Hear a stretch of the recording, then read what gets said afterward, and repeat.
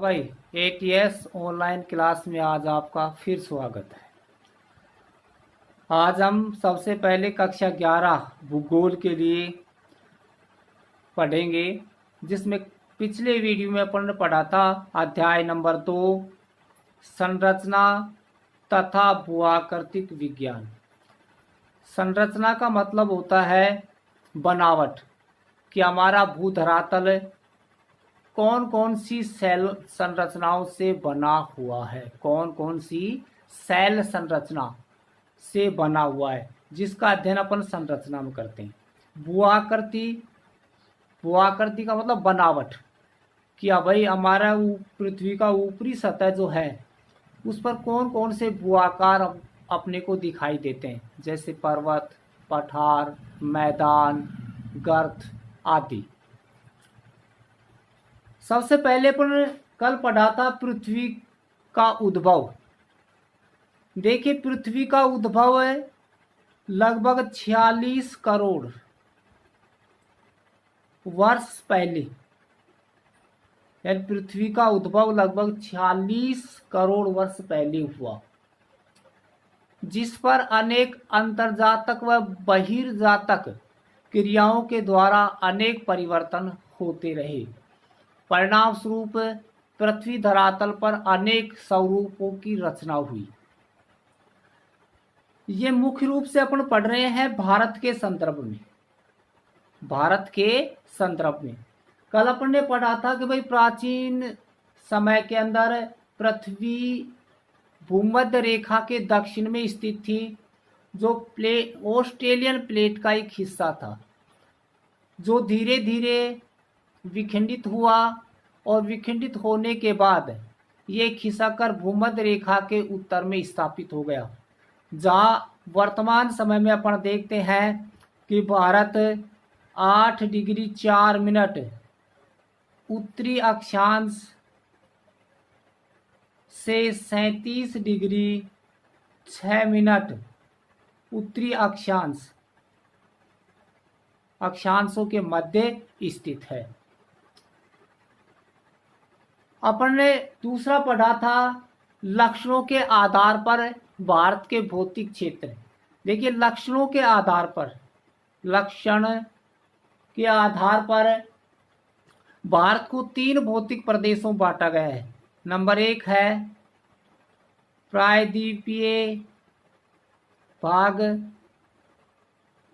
दूसरा है हिमालय तथा अन्य पर्वत चोटियां, तीसरा है सिंधु गंगा का मैदान।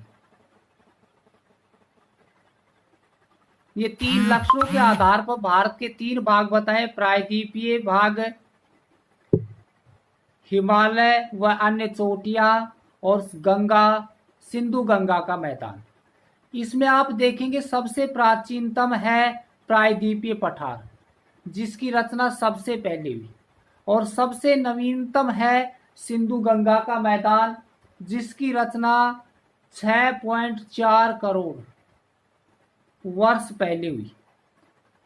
यानी सबसे प्राचीनतम कौन सा है? प्रायद्वीपीय पठार, जिसके पृथ्वी के उद्भव के बाद ही इसकी रचना हुई, और दूसरा है सिंधु गंगा का मैदान, जिसकी रचना हुई 6.4 करोड़ वर्ष पहले। यदि इसमें मिट्टी की गहराई की बात करें तो 1000 से 2000 मीटर गहरी मिट्टी की परतें पाई जाती हैं।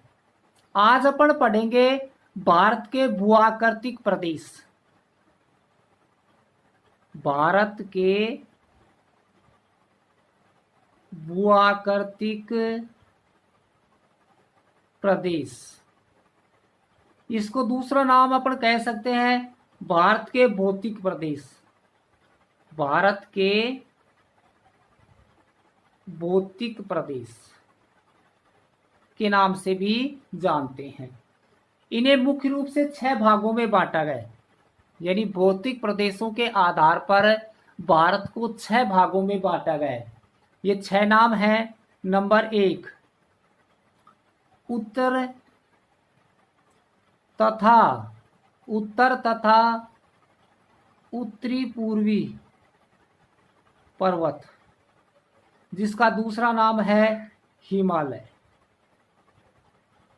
पहला भौतिक प्रदेश कौन सा आ गया? उत्तर तथा उत्तरी पूर्वी पर्वत, जिसको कहते हैं हिमालय। दूसरा है प्रायद्वीपीय पठार, जिसको अपन दक्षिण का पठार भी कहते हैं।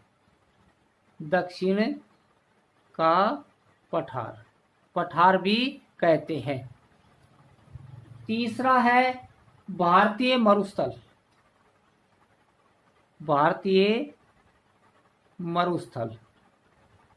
जिसका दूसरा नाम है थार का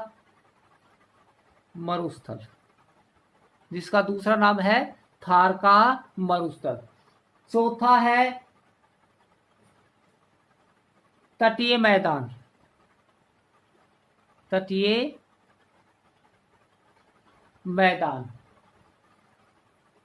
पांचवा है उत्तरी व भारत का विशाल मैदान।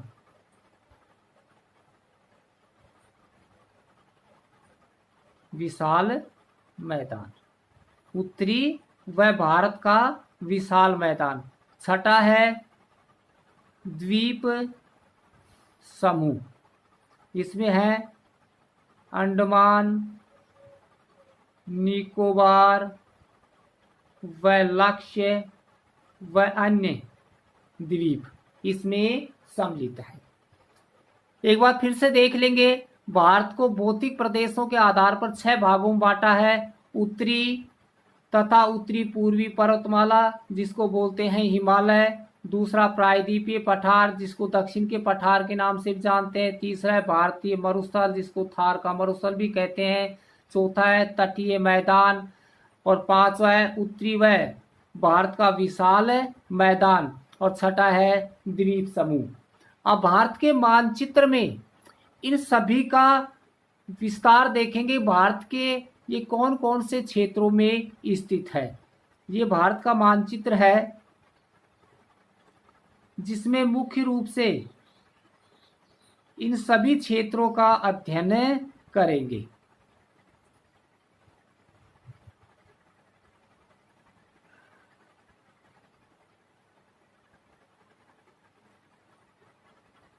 ये भारत का मानचित्र है, जिसमें इनका विस्तार से अपन अध्ययन करेंगे।